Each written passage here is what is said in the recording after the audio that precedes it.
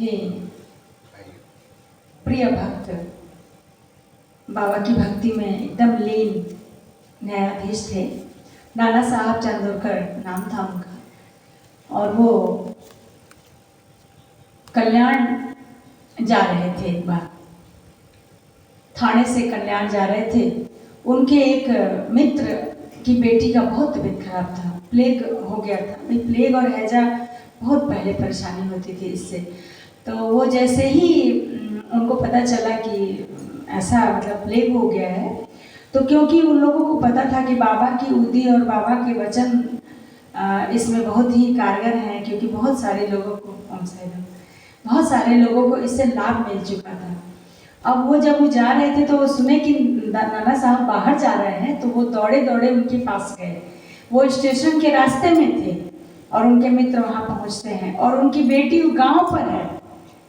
मतलब तीन लोग तीन जगह, अब बाबा कहीं और। जा कर के बोले कि आप नाना साहब से कि एक हमको बाबा का उदी दीजिए। बाबा की उदी पत्ते में बांध कर बाबा दिया करते थे और लोग रखते थे। अब नाना साहब बोले कि संयोग से उस समय उनके पास उदी नहीं थी। कहे कि मुझे उदी की बहुत ज़रूरत है। नाना साहब ने कहा कि ठीक है। कहे कि तो आप भिजवाओगे कैसे? तो बोले आप कुछ भी करो, लेकिन मेरी बेटी को ठीक करो, आप बाबा से प्रार्थना करो। नाना साहब, बाबा ने कहा था कि कहीं से भी यदि तुम पुकारते हो, मैं तुम्हारी प्रार्थना सुनूंगा।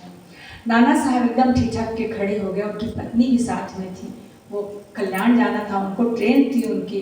स्टेशन के रास्ते में जमीन से धूल उठाया और उस धूल को अपनी पत्नी के मस्तक पे लगा दिया और बाबा से कहा कि बाबा आप मेरी प्रार्थना सुन लेना।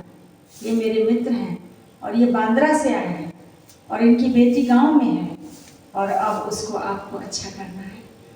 और ऐसा उदी उन्होंने लगा करके और बस बाबा को प्रार्थना करके वो इधर चले गए। मित्र अपना वहाँ चले गए गांव, क्योंकि उदी तो मिली नहीं, उदी थी नहीं, तो राख कैसे मिट्टी उठाकर कैसे दे देते। लेकिन बाबा का नाम लेकर अपनी पत्नी को लगा दिया और कहा कि जाइए, अगर बाबा का आशीर्वाद होना होगा तो वो अच्छी हो जाएगी। इनको घर पहुंचने में रात भर लग गया। पहले ट्रेन भी बहुत धीरे धीरे चलती थी, ट्रेन मिलती भी कहाँ थी, हर लाइन की ट्रेन हर समय नहीं होती थी। अब जब वो घर पहुंचे तो देखते हैं कि बेटी का बुखार उतर चुका है और जो प्लेग की गिल्टी होती थी, गांठ जैसा हो जाता था, वो गांठ दब चुका है और बेटी सोई हुई है। सुबह के 4 बजे घर पहुंचते हैं, देखते हैं बेटी निश्चिंत से सोई है। पत्नी से पूछा कि कैसे हुआ ठीक? बोला कि शाम के 4 बजे के बाद से इसका बुखार उतरने लगा और हमने बस पट्टी दिया और ये सो गई। इस तरह से बाबा की भक्ति और इस तरह से बाबा पर विश्वास करने वाले लोगों की, बाबा कहीं से भी आपकी ध्वनि सुनते हैं, आपकी पुकार सुनते हैं। तो प्रेम से बोलिए साईनाथ महाराज की जय। ऐसे ही उन्हीं की बात कह रहे हैं, नाना साहब की ही कहानी। नाना साहब चांदोरकर की पुत्री थी, मैना ताई नाम था उनका। उनको प्रसव के समय में बहुत दिक्कत होती थी। ऐसा वैद्य का कहना था, उनके शरीर में कुछ ऐसी परेशानी थी। उनको बच्चा होने वाला था और वो अपने पिता के यहाँ, महाराष्ट्र में खानदेश एक जिला है, जामनेर स्थान है, वहीं पर वो न्यायाधीश थे। वहाँ पे बेटी उनकी आई और 2-3 दिन से उसको तकलीफ थी, लेकिन कोई दवा काम नहीं कर रहा था। अब नाना साहब बहुत दुखी होकर बाबा से कहे कि ये बाबा, अब हमारे दरवाजे आई है हमारी बेटी, हमारे समधियों को हम क्या मुंह दिखाएंगे, हमारी लाज रख लेना बाबा, बेटी हमारी जल्दी से इससे बाहर आ जाए, चच्चा बच्चा हमारा दोनों स्वस्थ हो जाए। ऐसा प्रेयर कर रहे थे और बाबा से कहे कि बाबा अब तुम ही आसरा हो हमारा। उसी समय संजोग से उसी गांव के आसपास के एक रामगीर बुआ करके एक संत थे जो कि शिरडी में थे। बाबा उनको बापू गिर बुआ कहते थे, बापू गिर कह के बुलाते थे। बाबा ने उनको बुलाया, कहा कि बापू जाना है तुमको, जामनेर जाना है। वो कहने लगे कि बाबा जामनेर मैं तो जलगांव तक ही जा पाऊंगा, 2 रुपये मेरे पास हैं। जाना कितना था वहाँ से 500 किलोमीटर और उनके पास 200 किलोमीटर तक का सफ़र का रास्ता का मतलब पैसा था। बाबा ने उनको आरती की एक प्रति दी और कहा कि जाओ नाना के पास जाओ और ये उदी पहुँचा दो। जहाँ जामनेर जाना है तुमको। अब बापू सोचे कि तो आगे क्या होगा, तो जाओ ना, सब व्यवस्था हो जाएगी। बाबा उनको भेज दिए और ये उदी लेकर के, किताब लेकर के चल दिए। और उस समय पूरा फैला हुआ था चारों तरफ प्लेग और मतलब ये कर्फ्यू वाला वातावरण था।